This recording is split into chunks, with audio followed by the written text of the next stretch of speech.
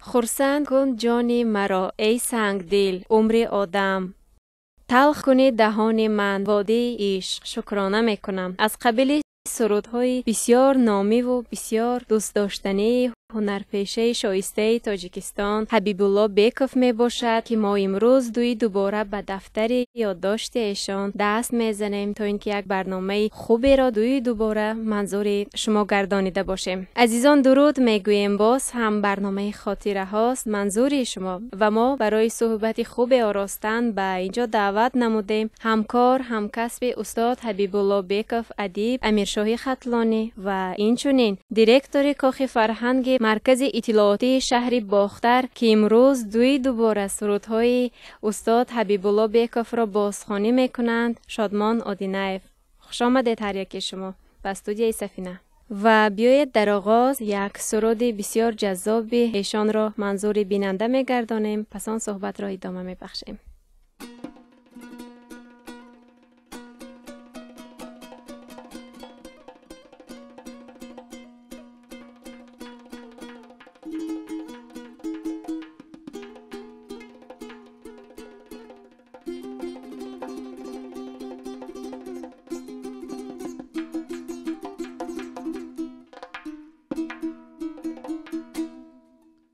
اوهو بسری کوی بلند لاله چرید این کرتیار مثلی گلی لاله درید مردم میگه کرتیار بخچی درید ای جانانه کشیدم و کشیده می درید جانانه کشیدم و کشیده دریده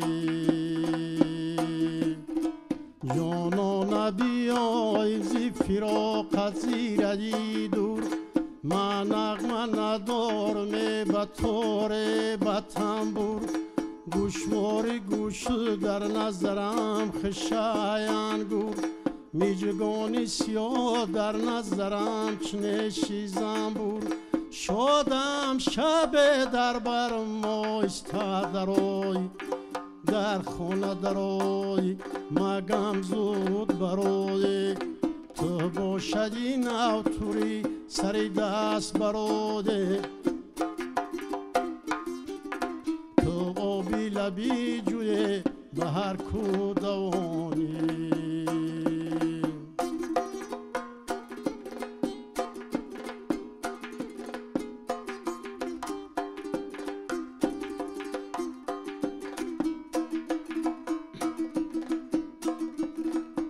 این قرنگین داری چار گلبینه مهی دل دارم شاله بسره داری خالا عجب و ما گریفتارم با خود دل جان بگو دل قوت جان در خانه درای مگم زود برای تو آبی لبی جوی به هر کودوانی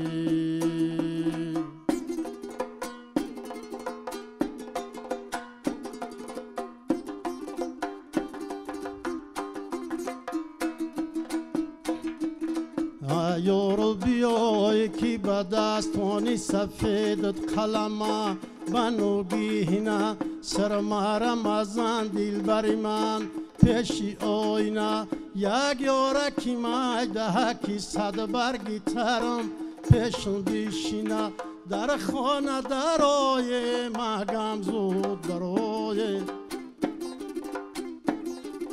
تو آبی لبی جوی به هر کودوانی در خانه درای مگم زود برای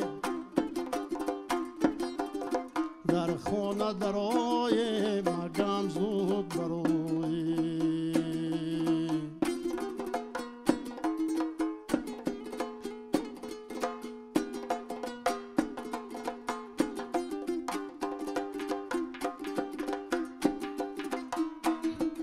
یک شب فراقی روی تنها دیدم مردم در بندی اجل تیری غمی عشقی تو خوردم یک نوبه قیامت هوسای روی تو بردم سر تو به قدم در کوکلای زیبای تو مردم تو آبی لبی جوی برکو دوانی در خانه درای مگم زود برای تو گوشه ناتوری سری دست برادی در خانه درای مگم زود برای.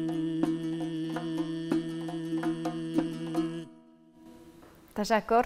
واقعا هر یک سرودهایی که حبیب الله بیکوف ایجاد کردند که شماره‌اش را زیاده از 100 تا حساب کردند همین گونه خوب و خوش و شنیدنی است و به دلها رفته رسیده است. اگر ما در حق این نفر سخن گوییم پس می‌سزد که صحبت را با یک عقیده بسیار خوبی کل صنعتکاران شروع بخشیم. نوبسته از آنه که این نفر به عالم موسیقی دیر آمد ولی با اسلوب مکمل و انتخابی درست. یعنی بسیار یک صنعتکاری صاحب سلیقه، صاحب ذوق و چه خیلی می‌دانیم این نفر سال 1948 اگر تولید یافته باشند پس سال 1994 با دعوت تلویزیونی ختلان به کار آمدند و با همین طریق کاری خود را شروع کردند. بیاید از همان زمانه کمی یادآور شویم. درود بیننده گرامی، حبیب الله بیکوف تا به تلویزیون آمدن الکی در ولایت ختلان، سابق ولایت کلاب و سابق ولایت قرغان تپه و اینچنین شهر دوشنبه الکی شهرت داشتند. بله. او با هنر خویش، با سرایندگی خویش از آوان خردی محبوبیت داشت و در این جاده موفق شده بود چنانه که شما ابراز داشتید دیر آمد و در حقیقت دیر آمد و شعر آمد. بله. شادمان بسیار خوب آگاهند زیرا شادمان و حبیب الله در مکتب صنعت کانگورت به ویا رسیدند و این واهای کانگورت یک سرزمین مردمی فرهنگ پرور، پهلوان پرور، سخنور و هنرمندان خویش را داشتند. بله. ببینید که حبیب الله بیکوف کسب پدر آموخت، از مکتب کریمی 6 گذشته است و بابای مادرش نیز حافظ بودند. و چون در عائله صنعتکار در دایره هنرمند و در اطراف حبیب الله بیکوف نیز شاگردان و مخلصانش که به نهایت زیاد بودند و به این درجه رسید. یک دوره که تا تلویزیون ولایت آمدند گاه از طریق رادیو، از طریق تلویزیون آن وقت کلاب برآمد میکردند. هنری حبیب الله وسیع شدن گرفت و هوسداران و اون آدمایی که توجه داشتن به سرود فلک روز از روز زیاد بشد. بله درست است و خیلی ما میدانیم زادگاه ایشان که از مکانهای شاعرخیز، حافظخیز می باشد، هنرمندان خیلی زیاد دارد و اینچنین خود حبیب الله بیکوف که خود را همچون یک ادامه دهنده مکتب بیزوال کریمی 6 می حسابیدند. آن اسلوبی که دارند، آن سبکی که دارند بسیار دلچسب، دلرس، گوشنواز و گفته می توانیم که در آسمان صنعت موسیقی تاجیک یکی از ستاره های بسیار درخشان می باشند و امروز هم پیروانی خیلی زیاد دارند و مثل استاد شادمان آدینایف. خیلی می دانیم شما یکی از نفرانی می باشید که قریب همه رپرتواریشان را از خود کرده اید. حتی آواز شما را مردم فرق کرده هم نمی توانند. آن سبکی که این کس دارند چی تاثیر رسانده توانست امروز به ایجادیات شما؟ در همین کانگرت ما همین مستفیدا با دایره حافظی میکردن. حافظی که همین جوانی کلانسول ما همین رباب قطعی اکای حبیب الله برآمد که تاثیری همو محیط حبیب الله همین رسیده. همه مردم کانگرت همه هنرمندان اکای حبیب الله رو استاد خدمتش می‌بریم. نو بسته از آن که میگویند قریب همه اسباب‌های موسیقی را نواخته میتوانست ولی بسیار با دمبره یعنی دوتاری به پرده موسیقی ایجاد میکرد، سرود میخواند. از همین محیط یادآور میشدید. مایده بودیم بعد تور حافظی میکرد، دو تور رباب قطعی. بعد دو تور قطعی با اکاردیون قطعی کم کم مخصوص میکردن هم اسبابا را اکثریت چه ایهوداش میبرمودن. چون از کسبیتشان بسیار شنیده ایم. از شخصیتشان چی گفته میتوانید از آن قصه هایی که تا حال ما نشنیده ایم؟ تشکر. حبیبالله بیکوف عاشق بود، محبت به وطن داشت و پیوسته حبیبالله بیکوف شکرانه میکرد از آسایشگی کشور، از رشد و پیشرفت کشور، از دستاوردهای نظررسی که حبیبالله به چشم خود میدید افتخار میکرد و دایم در صفت وطن بود، در صفت سیاست حکومت جمهوری تاجیکستان بود، در صفت پیشوای معظم ملت پیوسته صفت میکردم. بسیار یک مرد نصیحتگو، یک مرد پندگو، یک مرد اندرزگو بود که به مردم پند و اندرز میگفت.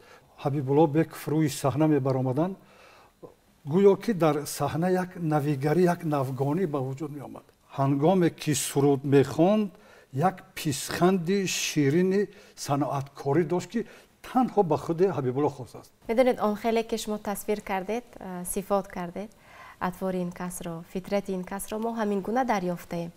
زیرا واقعا وقتی نظر میکنیم به نوارهایی که تا هنوز به ما میراث مانده است، یک شخصی زنده دل، همیشه خندان رو که خیلی قید کردید خندهش تنها به خودش زیبنده بود، خاص بود.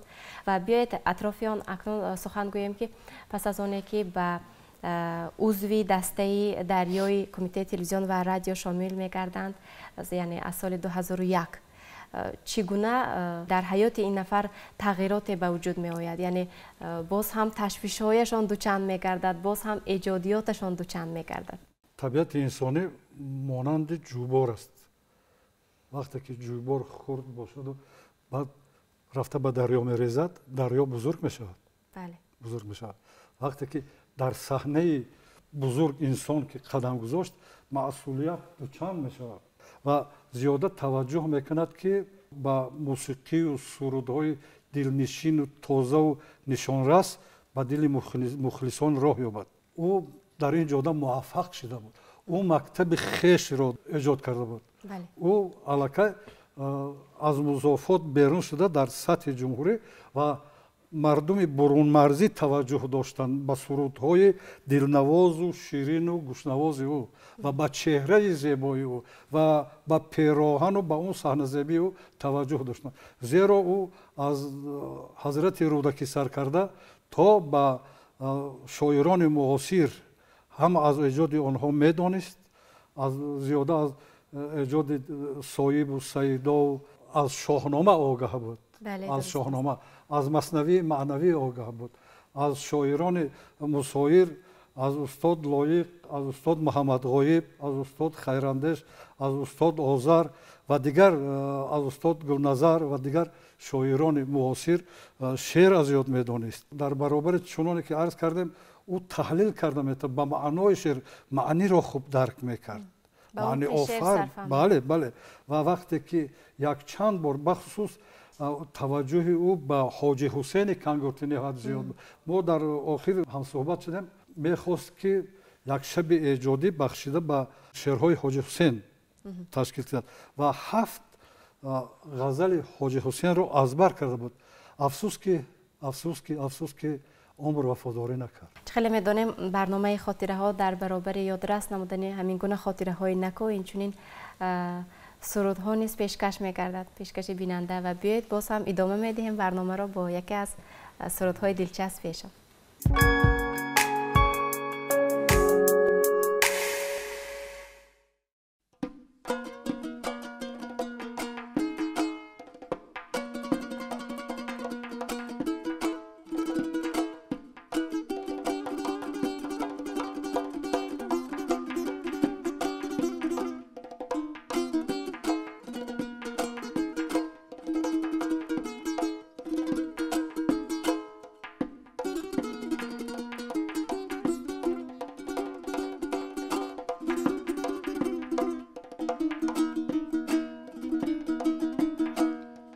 این تویی و سروی بوس تانی برفتار آمده است، یا ملک بر صورتی مردم به گفتار آمده است. من پری که از خلق پین آن بود چندین روزگار. باز میبینم که در عالم پدیدار آمده است. باز میبینم که در عالم پدیدار آمده است.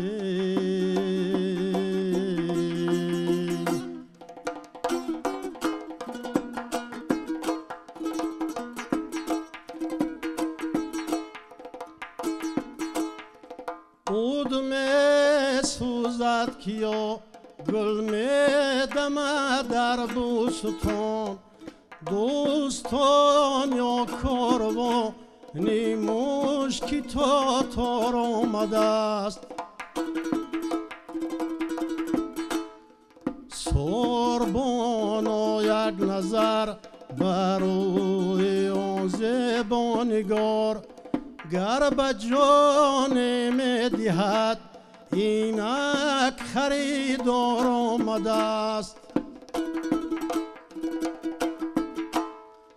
گر به جان می دهد اینک خریدار آمده است.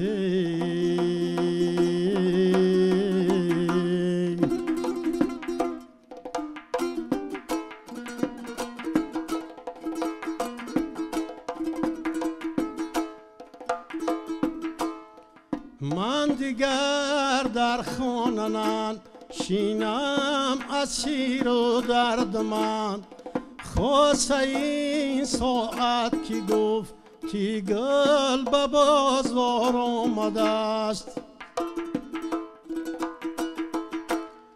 خاصه این ساعت که گفتی گل به بازار آمده است.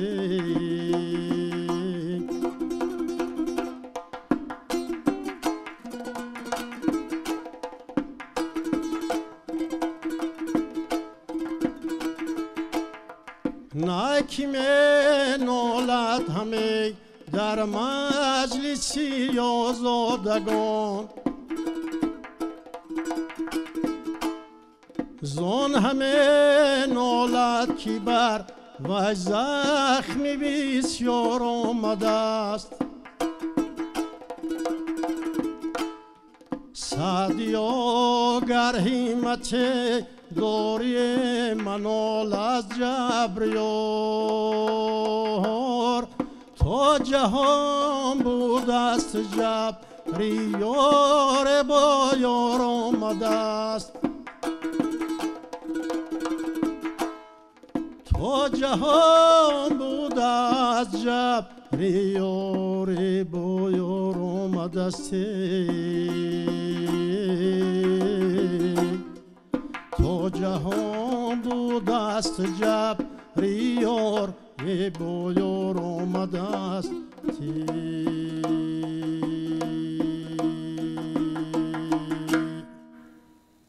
سپاس. میگویند یکی از برد حبیب الله بیکوف در آن بود که خاطره قوی داشت. با یک دو مراتبه یک شعر را خواندن از یاد میکرد. اشعاری که او انتخاب میکرد واقعا ناتکرار و فراگیر همگان بود. یعنی دردی همگان را شاید احساس میکرد، شادی همگان را شاید احساس میکرد و شاید یک نفری بود که نظر میکرد به مردم و یا پرسجو میکرد که چگونه شعرها را میخواهند، میسنجید، میدید، پس آن انتخاب میکرد یک شعر را. بیاید درباره اشعاری که این نفر انتخاب میکردند، هم از کلاسیکان و هم از شاعران معاصر، سری همین صحبت کنیم. وقتی که در وجود انسانیت استعداد هست، این استعداد انسان را مجبور میکند که با چیزهای خوب دست زند.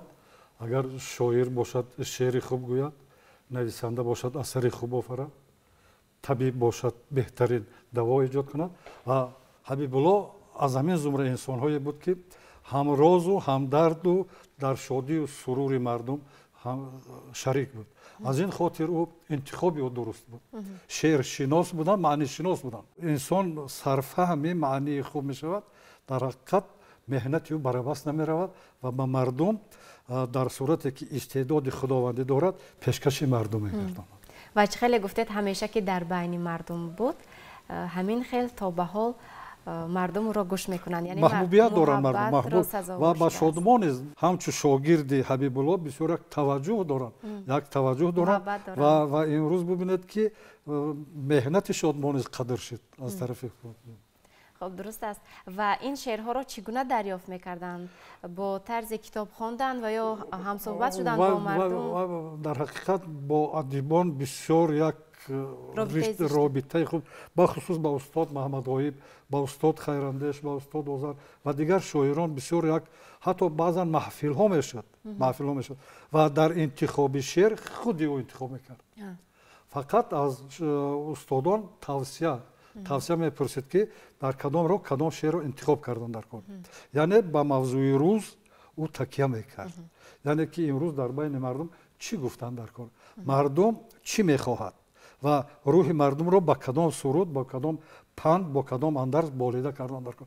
имрӯз мардум ниёз дорад ба болидарӯҳӣ. мо бисёр дар як замони шодию сурур зиндагонӣ, бисёр як замони осоиштагӣ зиндагонӣ дорем, бисёр даври хуб аст ва агар мо имрӯз аз тариқи телевизион, радио садои як ҳунарманди хушсалиқаву хушовозро шунем, боз мардум шод мешаванд, боз хубтар мардум қабул мекунанд. بله درست است، واقعا هر یگان سرودی که ایجاد کردند روحیه ما را بالیده میگرداند و اگر معنی شعر به دل این نفر کار میکرد، تاثیر میگذاشت، پس آن همین گونه یک سرود خوبی روی کار میآورد. و همین خیلی بیاید برای باز هم بالیده روح گردانیدن مخلصان تلویزیون سفینه، مخلصان برنامه خاطره ها، یک سرودی دیگر را پیشنهاد کنیم.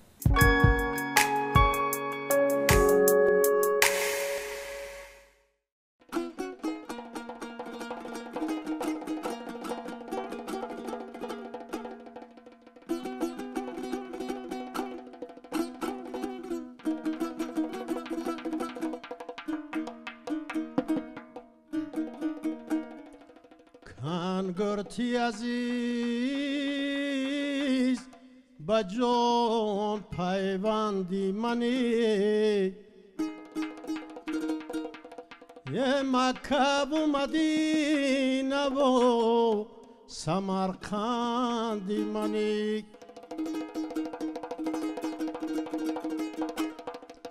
گهواره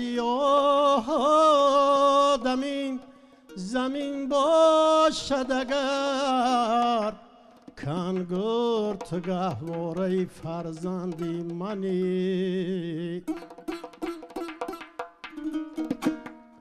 کنگرت گهواره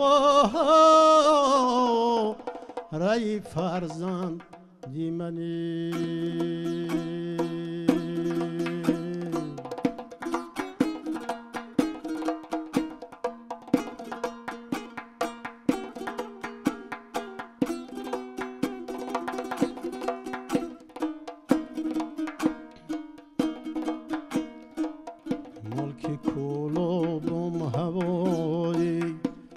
صحرای سرا در جهان مثلت ندیدم، ملکی زیبا منظره، سرفرازی کرده یک خوالینگو دشت جون، پهن دامن کردم نازد به یک سودان غره، پهن دامن کردم نازد به یک سودان غره.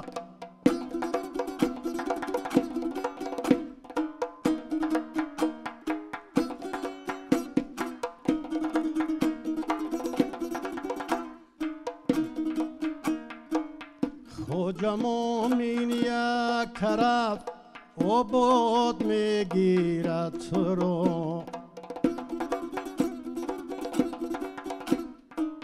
یک طرف گیرد تو رو آباد امام اسکرد، یک طرف گیرد رو آباد و مسکره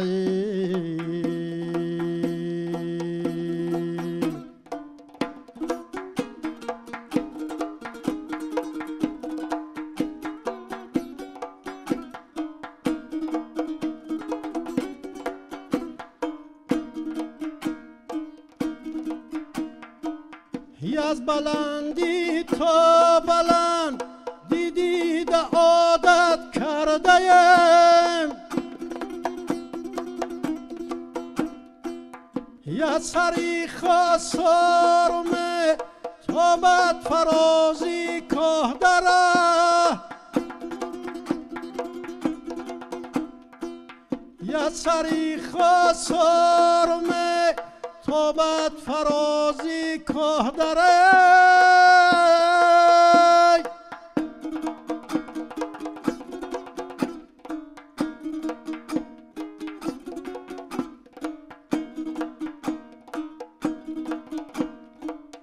از دماش و سر چشم میمن نگردد هیچ گاه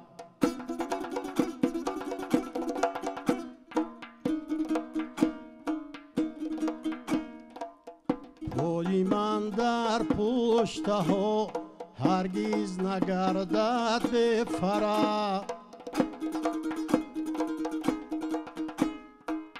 گر تو خیرنده شاعر باشی آنسان تو غزله ولولک در ولوله اوی ازی شر شر شر شر ولولک در ولولک اوی ازی شر شر شر شر ولولک در ولولک اوی ازی شر شر شر شر واقعا آن قدری که محبت داشت به زادگاه خود به همان مقدار اخلاص داشت محبت داشت به خاک کل سرزمین دیارش و این از سرودهایش به ما معلوم است یعنی در سرودهایش تجسم گردیده است شما که گفتید به واسطه پیوند حبیب الله بیکوف می باشد و آگاهی دارید از محیط خانوادگیشان و آگاهی دارید از آن قصه هایی که تا حال به ما نهان است می گفتید برای ما оилаи ҳабибулло беков бисёр фарзандони хуб пайвандони хуб дорад зеро ки ҳамагон медонад давомдиҳандаи кори падар баҳриддин хоҳарзодааш рӯзибек хоҳарзодааш қобил боз дигар пайвандонаш ҷодае ки ҳабибулло интихоб карда буд интихоб карданд ва ба қадри тавони хеш аллакай дар байни мардум маҳбубият доранд و مخلصان خیش پیدا کردن در برابر هنرمند بودنش گفتیم پند و اندرز و ظرافتگوی خوبم بودن بسیار به حج شوق داشتن و خودشان بعضا ایجاد میکردن یک روز در جای حافظی میکنن و یک هنرمند جوان همراهش حافظی میکنه در وقتی که هنرمند جوان هنرنمایی میکند برق خاموش میشه و در این وقت آوازی و هنرمند جوان هم خاموش میشه و حبیب‌الله بیکوف ادامه میده گویا که عموما برق نبود برای وی فرق نداشت اون قدر یک آوازی مرغوله‌دار یک آوازی با خودش خاص چونانه که بسیار از ما در اجرای شادمان دادینایف شنیدیم بسیار یک آوازی داشت که برای او بلندگویک حاجت نبود و چیزی دیگری که او انتخاب کرده میتوانست سرود رو به سین و سال برای نورسان برای جوانان برای مادران برای مردم سالار انتخاب میکرد و به مردم میرساند از سبب آن که بسیار یک آواز گیرا داشتند بسیار یک آواز خوب و گوشنواز داشتند در انسامبل دولتی فلک نیز سالهای طولانی فعالیت بردند او در حقیقت با هنرمندان بسیار شناخته جمهوری استاد دولتمند خالوف بله سید قل بلالوف سید قل بلالوف فیض علی حسنوف و همه هنرمندان را حرمت سر کرده از اکا شریف جوریف به همه هنرمندان اعتقاد داشت و احترام داشت. در وقتی که انسان در جاده صنعت و هنر قدم میگذارد و باید همه از تاریخ صنعت آگاه باشد. بله. از او هنرمندان اصیل گذشته و امروزه که فعالیت دارند باید آگاه باشد، یک چیز بهره گیرد، یک چیز آموزد، به اونو به جوانان یک چیز تلقین کند که من این راه درست است و این است هنر اصیل، این است دوستداری وطن، این است محبت به وطن است که خرد و بزرگ را او دوست می داشت. درست است. و چون شما امروز پیروی میکنید به مکتب ماندگار حبیب الله بیکوف، کدام سرودها را بیشتر از شما درخواست میکنند مردم؟ یعنی کدام سرودهای حبیب الله بیکوف امروز در خاطر مردم مانده است و یک سرود دوست داشتنی هم میباشد؟ کجایی که بریم میگن که اکا همون شکرها بخون، من میگم خود شکرها من نمیدونم رو همون حبیب الله بیکوف میخون و که چی خونده که جانانه بیای زیبرم مورید و ایره و بسیار سرودارش تکلیف میکنن که همین را بخون و روسی گپ هم خیلی پیروی میکنیم. هم سرود بسیار ما کس نمیدونم، همون تأثیری همین خواندن و یک جمون و یکم چیزی است که ما بسیار همین کشش آوازمون و چیزمون یک دیگری ده مانند مدامو بسیار بای دادگیان شرط کردگیان که این گرگلیه شدمونه توموشین هم بای دادگیان برای همین فرقیتی آواز. تشکر. ما که امروز به یکی از کتاب‌های خوبی زندگی نامه هنرمند اصیل صنعت تاجیک دست زدیم و خاطره های نکو را به یاد آوردیم. باور داریم که یک برنامه خوب و دیدنی را روی کار آورده توانستیم. باری دیگر سپاس برایتان. تشکر که آمدید و شام ما را منور نمودید. تشکر. و بیاید باز هم با پیشنهاد نمودن یک سرود دیگر خیر گویم بهر بیننده تا اینکه یک فراغت خوب داشته باشند. زنده باشید. عزیزان، اگر با پیشنهاد این برنامه خوب و دیدنی مجازاً همنشین خوبی شما بودیم، دیده درای شما بودیم، پس خیلی شاد می‌گردیم و برایتان خانه آباد شام با فراغت را تمنا می‌کنیم. باز هم یک سرود دیگر است پیشنهاد شما. مرحمت.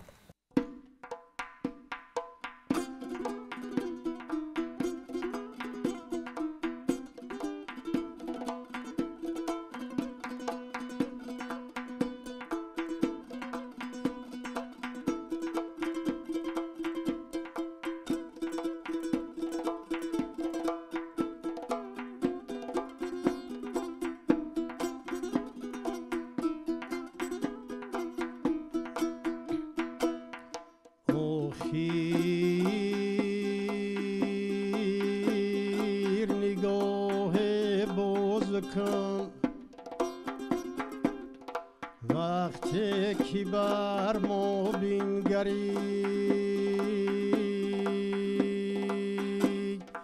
یا کبر ما ند میکنمی که از دوستان یاد آوری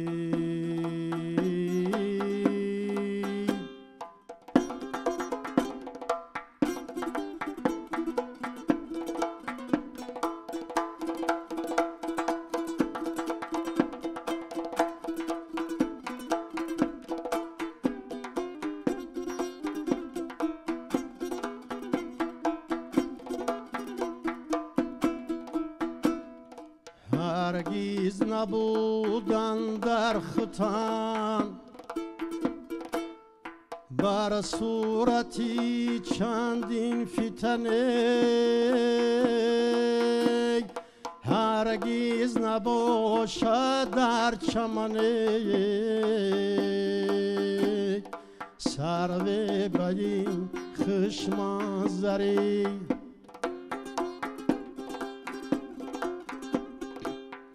هرگیز نباشد در چمن سرو به این خشم زری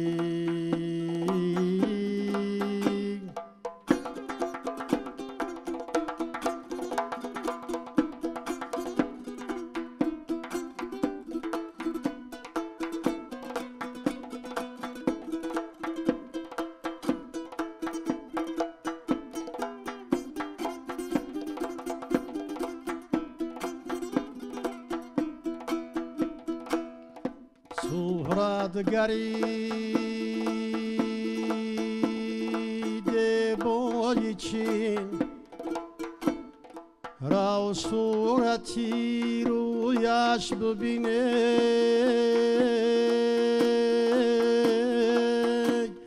یا صورت برکچننه یا ترک کن صورتگری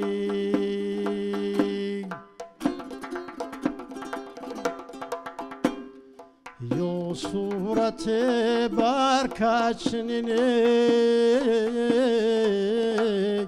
یا ترک کن صورتگری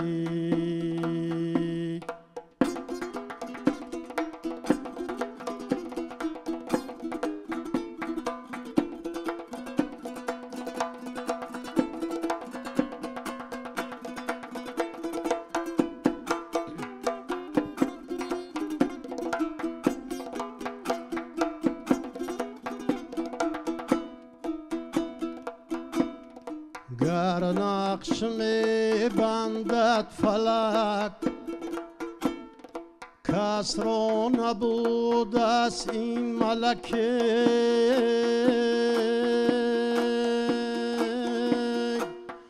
ماهی ندانم یا پری فرزند یادم یا پری ماهی ندانم یا ملک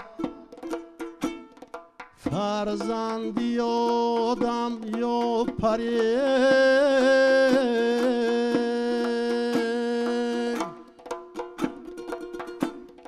از نالم آتش می نهد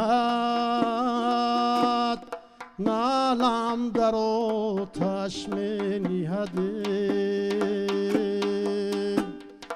گر دیگر جان می دید سعدیت جان می پروری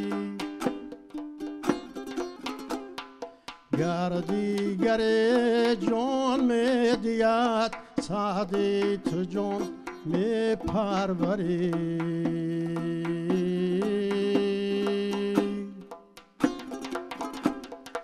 گر دیگر جان می دید سعدیت جان می پروری